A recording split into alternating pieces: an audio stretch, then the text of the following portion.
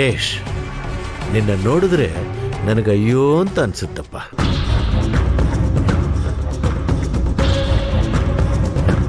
ಯಾಕೆ ಯಜಮಾನ್ರೆ? ನಿನ್ನ ಬಟ್ಟೆ ಬದಲಾಯಿತು, ನಿನ್ನ ಜೀವನ ಬದಲಾಯಿತು, ನಿನಗೆ ಅಂತ ಒಂದು ಪ್ರತಿಷ್ಠೆ ಇದೆ. ಪಾಪ ಅಂಥದ್ರಲ್ಲಿ ನೀನು ಈ ತಟ್ಟೆ ಲೋಟ ತೊಳಿತಾ ಇದ್ರೆ ನನ್ನ ಮನಸ್ಸಿಗೆ ತುಂಬ ನೋವಾಗ್ತಾ ಇದೆ. ಇದರಲ್ಲಿ ಬೇಸರ ಪಟ್ಕೊಳ್ಳೋ ಅಂಥದ್ದೇನಿದೆ ಯಜಮಾನ್ರೆ? ನನಗೀ ಕೆಲಸ ಎಲ್ಲ ಹೊಸದಲ್ವಲ್ಲ. ಎಂಥ ಮುಗ್ಧನಪ್ಪ ನೀನು. ಈಗ ನೀನು ಕೋಟ್ಯಾಂತರ ರೂಪಾಯಿ ವ್ಯವಹಾರದ ಪಾರ್ಟ್ನರ್ ಆಗಿದ್ದೀಯಾ. ಈಗ ನಿನಗೆ ನಿನ್ನದೇ ಆದಂಥ ಗತ್ತು, ಗೌರವ, ಗಂಭೀರ, ಘನತೆ ಎಲ್ಲ ಇದೆ. ನೀನು ಇವ್ರ ಮುಂದೆ ಹೀಗೆಲ್ಲ ಕೆಲಸ ಮಾಡಿದ್ರೆ ನಾಳೆ ನಿನಗೆ ಗೌರವ ಹೇಗೆ ಸಿಗುತ್ತೆ? ತಪ್ಪು ನಿನ್ನದಲ್ಲ, ಆದರೆ ನಿಮ್ಮ ಮಾವ ಈಗಲೂ ನಿನ್ನ ಕ್ಯಾಬ್ ಡ್ರೈವರ್ ಥರ ನೋಡ್ತಾ ಇದ್ದಾರಲ್ಲ, ಅದು ತಪ್ಪು. ನಾಳೆ ಪ್ರತಿಯೊಂದು ವ್ಯವಹಾರಕ್ಕೂ ಸೈನ್ ಮಾಡಬೇಕಾಗಿರೋ ನೀನು, ಮೀಟಿಂಗಿಗೆ ಕೂತ್ಕೋಬೇಕಾಗಿರೋ ನೀನು. ನಿನ್ನನ್ನು ಈ ರೀತಿ ಬಳಸ್ಕೊಂಡ್ರೆ ಮರ್ಯಾದೆ ಇರುತ್ತಾ? ಅಲ್ಲ ಯಜಮಾನ್ರೆ, ಇವತ್ತು ಆಳು ಕಾಳುಗಳಿದ್ದಿದ್ರೆ ನಾನ್ಯಾಕೆ ಈ ಕೆಲಸ ಮಾಡ್ತಾ ಇದ್ದೆ ಹೇಳಿ? ಪರ್ಸ್ನಲ್ ಮೀಟಿಂಗ್ ಆಗಿರೋದ್ರಿಂದ ಇವೆಲ್ಲ ಸ್ವಲ್ಪ ಅಡ್ಜಸ್ಟ್ ಮಾಡ್ಕೋಬೇಕಾಗತ್ತೆ. ಬೇರೆಯವರ ಕೈಗೊಂಬೆಯಾಗಿ ಅಧಿಕಾರ ಚಲಾಯಿಸೋದಕ್ಕೂ ತನ್ನ ಸ್ವಂತ ಅಧಿಕಾರ ಚಲಾಯಿಸೋದಕ್ಕೂ ತುಂಬ ವ್ಯತ್ಯಾಸ ಇದೆ. ಇಸ್ಪೀಟ್ ಆಟದಲ್ಲಿ ಎಕ್ಕ, ರಾಜ, ರಾಣಿ, ಗುಲಾಮ ಇವಕ್ಕೆಲ್ಲ ಬೇರೆ ಬೇರೆನೇ ಬೆಲೆ ಇದೆ. ಈಗ ಬಂದಿದ್ದಾನಲ್ಲ ಸಾಹೇಬ, ಇವನು ಎಕ್ಕ ಇದ್ದ ಹಾಗೆ, ನನ್ನ ಮಗ ರಾಜ ಇದ್ದ ಹಾಗೆ. ನಿಮ್ಮ ಮಾವ ಲಾಯರು ರಾಣಿ ಇದ್ದ ಹಾಗೆ. ಇನ್ನು ಅವ್ರ ಕೈ ಕೆಳಗಡೆ ಬರುವಂತ ಅಧಿಕಾರಿಗಳೆಲ್ಲ ಗುಲಾಮರಿದ್ದ ಹಾಗೆ. ಈಗ ನಿಮ್ಮ ಮಾವ ನಿನ್ನ ಜೋಕರ್ ತರ ಮಾಡ್ಬಿಟ್ಟಿದ್ದಾನೆ. ಆಟಕ್ಕುಂಟು ಲೆಕ್ಕಕ್ಕಿಲ್ಲ. ಯೋಚನೆ ಮಾಡು ಸ್ವಲ್ಪ.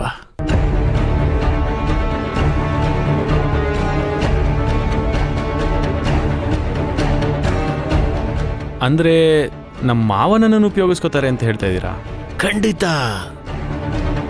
ಮನೆಗೆ ಬೆಂಕಿ ಬಿದ್ದಾಗ ಪ್ರೀತಿ ಇರೋನು ತನ್ನ ಹೆಂಡತಿ ಮಕ್ಕಳನ್ನ ಕಾಪಾಡ್ಕೊಳ್ತಾನೆ.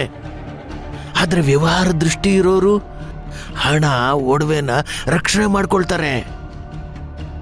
ಆದ್ರೆ ನಿಮ್ಮ ಮಾವನಿಗೆ ನಿನ್ನ ಮೇಲಿರೋದು ಪ್ರೀತಿನ, ವ್ಯವಹಾರನ ಅನ್ನೋದು ಹೀಗ್ ಗೊತ್ತಾಗಲ್ಲ. ಬೆಂಕಿ ಬಿದ್ದಾಗ ಗೊತ್ತಾಗುತ್ತೆ.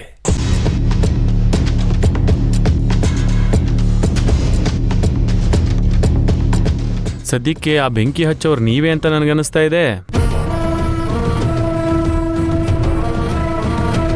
ಏನಪ್ಪ ರಾಕೇಶ್, ಹೀಗೆಲ್ಲ ಮಾತಾಡ್ತಾ ಇದ್ದೀಯಾ? ನಾನು ನಿನಗೆ ಬದುಕೋ ದಾರಿ ಹೇಳ್ಕೊಡ್ತಾ ಇದ್ರೆ ನೀನು ನನ್ನ ಮೇಲೇನೆ ಅನುಮಾನ ಪಡ್ತಾ ಇದೆಯಲ್ಲ, ಇದು ಸರಿನಾ? ದಾರಿ ತಪ್ಪಿದ ನನ್ನ ಬದುಕಿಗೆ ಒಂದು ದಾರಿ ಮಾಡಿಕೊಟ್ಟವ್ರು ನಮ್ಮ ಮಾವ. ನನಗೆ ಅವರೇ ಗಾಡ್ ಫಾದರ್. ಒಂದು ವೇಳೆ ಅವ್ರು ನನ್ನ ಇಟ್ಕೊಂಡು ವ್ಯಾಪಾರ ಮಾಡ್ತಾಯಿದ್ರು ನನಗೇನು ಬೇಜಾರಿಲ್ಲ. ನನಗೆ ಜೀವನದಲ್ಲಿ ಏನೇನು ಬೇಕೋ ಅದೆಲ್ಲ ಸಿಗ್ತಾ ಇದೆ. ಅದಕ್ಕೆ ನಾನು ಯಾವತ್ತೂ ಅವ್ರಿಗೆ ಚಿರಋಣಿಯಾಗಿರ್ತೀನಿ. ದಯವಿಟ್ಟು ಇನ್ನು ಮುಂದೆ ಇನ್ಮೇಲೆ ಅವ್ರ ಬಗ್ಗೆ ಬೆಂಕಿ ಹಚ್ಚೋ ಪ್ರಯತ್ನ ಮಾಡಬೇಡಿ.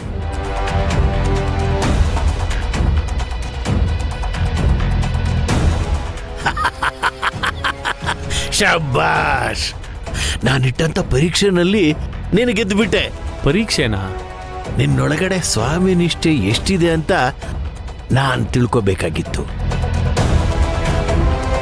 ಅದಕ್ಕೆ ಸುಮ್ಮನೆ ಕಡ್ಡಿಗಿರಿ ನೋಡಿದೆ. ನೀನು ನಂಬರ್ 1 ಬಿಡಪ್ಪ. ನಿನ್ನಂಥವನು ಪಡೆಯೋದಕ್ಕೆ ನಿಮ್ಮ ಮಾವ ತುಂಬ ಅದೃಷ್ಟ ಮಾಡಿದ್ರು. ಕೋಟ್ಯಾಂತರ ರೂಪಾಯಿ ವ್ಯವಹಾರ ಅಲ್ವಾ, ಎಲ್ಲಿ ನಿನ್ನ ತಲೆ ತಿರುಗ್ಬಿಡುತ್ತೋ ಅಂತ ಪರೀಕ್ಷೆ ಮಾಡಿದೆ ಅಷ್ಟೇ. ಶಬಾಷ್ ಶಬಾಷ್. ಬನ್ನಿ.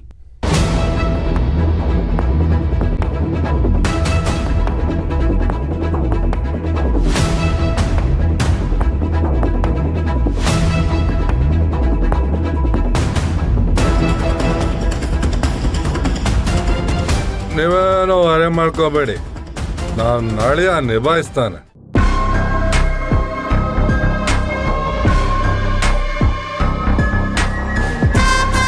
ರಾಕೇಶ್ ಮೈ ಬಾಯ್, ಗುಡ್, ವೆರಿ ಗುಡ್. ನೀನು ಎಲ್ಲದನ್ನು ಹೀಗೆ ಮ್ಯಾನೇಜ್ ಮಾಡಬೇಕು. Okay sir. ನಿಮ್ಮ ತಾತನ ಹತ್ರ ಒಂದು ಅಪಾಯಿಂಟ್ಮೆಂಟ್ ತಗೋ. ನಾನೇ ಖುದ್ದಾಗಿ ಅವ್ರ ಹತ್ರ ಬಂದು ಮಾತಾಡ್ತೀನಿ. ಖಂಡಿತ ಸರ್. ನೋಡಪ್ಪ ರಾಕೇಶ, ಪದೇ ಪದೇ ಇಂಥ ಅವಕಾಶಗಳು ಬರೋದಿಲ್ಲ. ನನಗೆ ಹಾರ್ಡ್ ವರ್ಕ್ ಬೇಕಾಗಿಲ್ಲ, ಸ್ಮಾರ್ಟ್ ವರ್ಕ್ ಮಾಡಿದ್ರೆ ಸಾಕು. ನನಗೆ ಗೈಡೆನ್ಸ್ ಕೊಡೋಕ್ಕೆ ನಮ್ಮ ಮಾವನವರಿದ್ದಾರೆ, ಮಿನಿಸ್ಟರ್ ಸಾಹೇಬ್ರಿದ್ದಾರೆ. ಊರಲ್ಲೇನೇ ಸಮಸ್ಯೆ ಆದರೂ ಅದನ್ನು ಸಾಲ್ವ್ ಮಾಡೋಕ್ಕೆ ಕಾಳಿಂಗರಾಯರಿದ್ದಾರೆ. ಅದು ಅಲ್ಲದೆ ಇವಾಗ ನಮ್ಮ ಜೊತೆ ನೀವಿದ್ದೀರಾ. ಈ ಪ್ರಾಜೆಕ್ಟ್ ಆಗೇ ಆಗುತ್ತೆ.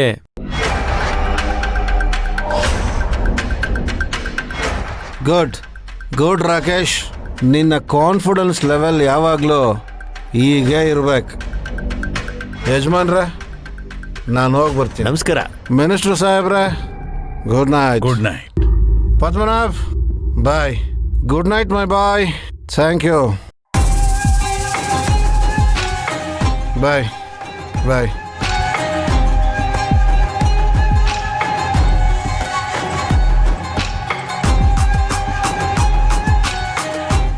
ರಾಕೇಶ್, ಆದಷ್ಟು ಈ ವಿಚಾರ ಮನೆಯಲ್ಲಿ ಬೇರೆ ಯಾರಿಗೂ ಗೊತ್ತಾಗೋದು ಬೇಡ.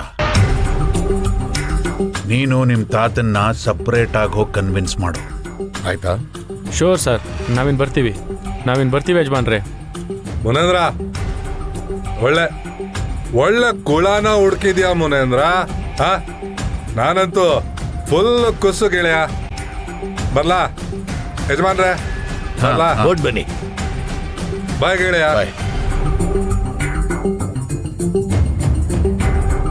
ಏನಾದರೂ ವರ್ಕೌಟ್ ಆಯ್ತಪ್ಪ? ಆ ರಾಕೇಶನಿಗೆ ಸ್ವಾಮಿನಿಷ್ಠೆ ತುಂಬ ಇದೆ. ಜಗ್ಗಲ್ಲ ಅಂತೀಯಾ? ಸ್ವಲ್ಪ ಕಷ್ಟ, ಆದ್ರೆ ಆಗಲ್ಲ ಅಂತ ಹೇಳಬಾರ್ದು. ನಾನು ಅವರ ಮಾವನ ಬಗ್ಗೆ ಕೆಟ್ಟದಾಗಿ ಹೇಳ್ತಾ ಇದ್ದಾಗ ಅವನ ಸಣ್ಣದಾಗಿ ಯೋಚನೆ ಮಾಡ್ತಾ ಇದ್ದ.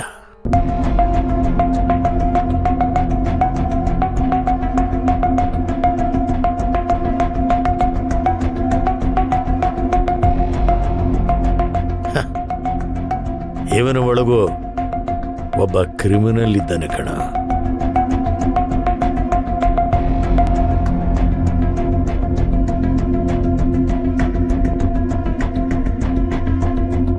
ಹುಡುಗ ತುಂಬ ಚಾಲಾಕಿ ಇದ್ದಾನೆ.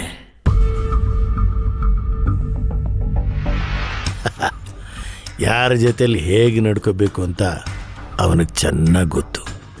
ಇವನು ಸಾಮಾನ್ಯದವನಲ್ಲ ಮುನೇಂದ್ರ.